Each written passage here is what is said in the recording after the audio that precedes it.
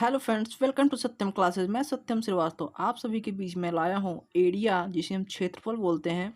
उनके जितने भी फॉर्मूले होते हैं वो आज हम लोग देखेंगे।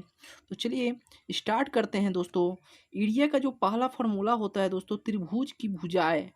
त्रिभुज की भुजाएं क्रम से क्या होती है, तो ए बी सी हो तो त्रिभुज का अर्ध परिमाप क्या होगा, तो अर्ध परिमाप निकालना होगा तो ए इक्वल टू लिख सकते हैं ए प्लस बी प्लस सी अपॉन टू। ठीक है दोस्तों। दूसरा जो हमारा फॉर्मूला होता है एरिया का, त्रिभुज का क्षेत्रफल। त्रिभुज का क्षेत्रफल का फॉर्मूला होता है root under S into S minus A, S minus B और एस माइनस सी होता है। नेक्स्ट जो फॉर्मूला हमारा आता है समबाहु त्रिभुज की भुजा ए हो तो उसका क्षेत्रफल, अगर समबाहु त्रिभुज का भुजा ए हो तो उसका क्षेत्रफल होता है √3/4 इंटू ए का स्क्वायर। ठीक है दोस्तों। अगला फॉर्मूला आता है समकोण त्रिभुज में। समकोण त्रिभुज में अगर कर्ण स्क्वायर होता है लंब स्क्वायर प्लस आधार स्क्वायर के योग के बराबर। ठीक है। और अगला आता है समकोण त्रिभुज का क्षेत्रफल। समकोण त्रिभुज का जो क्षेत्रफल होता है वो 1/2 इंटू लंब गुणे आधार होता है। ठीक है दोस्तों। नेक्स्ट जो फॉर्मूला आता है समद्विबाहु समकोण त्रिभुज का क्षेत्रफल होता है कर्ण स्क्वायर बाई 4। कर्ण स्क्वायर बाई 4 इक्वल टू लंब स्क्वायर बाई 2 इक्वल टू आधार बाई 2। ठीक है। अगला जो फॉर्मूला आता है आयत का क्षेत्रफल का फॉर्मूला आता है। तो आयत का क्षेत्रफल सिंपल सा है, सभी लोग जानते होंगे। आयत का क्षेत्रफल होता है लंबाई गुणे चौड़ाई, एल गुणे बी। ठीक है।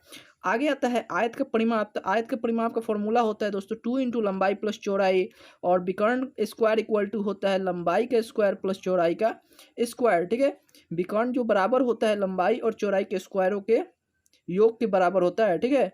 अब आयत का विकर्ण अगर निकालना होगा तो आयत का विकर्ण का फॉर्मूला होता है रूट अंडर लंबाई का स्क्वायर प्लस चौड़ाई का स्क्वायर। ठीक है दोस्तों। फिर अगला आता है वर्ग का परिमाप। ठीक। तो वर्ग का परिमाप का फॉर्मूला होता है 4 गुणे भुजा। ठीक। अगला आता है वर्ग का विकर्ण। तो वर्ग का विकर्ण का फॉर्मूला होता है भुजा इंटू √2। ठीक है दोस्तों। अगला आता है वर्ग का क्षेत्रफल। तो वर्ग का क्षेत्रफल निकालना होगा तो भुजा का स्क्वायर कर देंगे। ठीक है। अगला आता है वर्ग का क्षेत्रफल दो तरीके से निकाल सकते हैं, या तो भुजा का स्क्वायर कर दीजिए और या वर्ग का क्षेत्रफल विकर्ण का स्क्वायर बाय 2। आगे आता है सम चतुर्भुज का क्षेत्रफल। तो सम चतुर्भुज का क्षेत्रफल होता है दोनों विकर्णों का गुणनफल बाई 2। यहाँ पे आगे नेक्स्ट ये सम चतुर्भुज है, इसको 90 90 90 90 ये 90 90 डिग्री का कोण बनाता है। ठीक है दोस्तों। अगला आता है कि सम चतुर्भुज का परिमाप। तो परिमाप होता है भुजा गुणे 4। विकर्णों पर बने वर्गों का योग होता है भुजा का स्क्वायर गुणे 4। आगे है समषष्ठभुज को भुजा ए हो तो विकर्ण की लंबाई। तो समषष्ठभुज की भुजा ए होगी तो विकर्ण की जो लंबाई होती है वो 2a होती है। और यहाँ पे दोस्तों AD equal to BF equal to C equal to 2a। ठीक है। ये जो है समषष्ठभुज है। समषष्ठभुज का जो परिमाप निकालना होता है 6 इंटू भुजा होती है। ठीक है। इसमें 6 इंटू भुजा होगी, 6 भुजा होती है। समषष्ठभुज का क्षेत्रफल होता है 6√3/4 इंटू ए स्क्वायर। ए क्या है हमारा, तो भुजा है। ठीक है।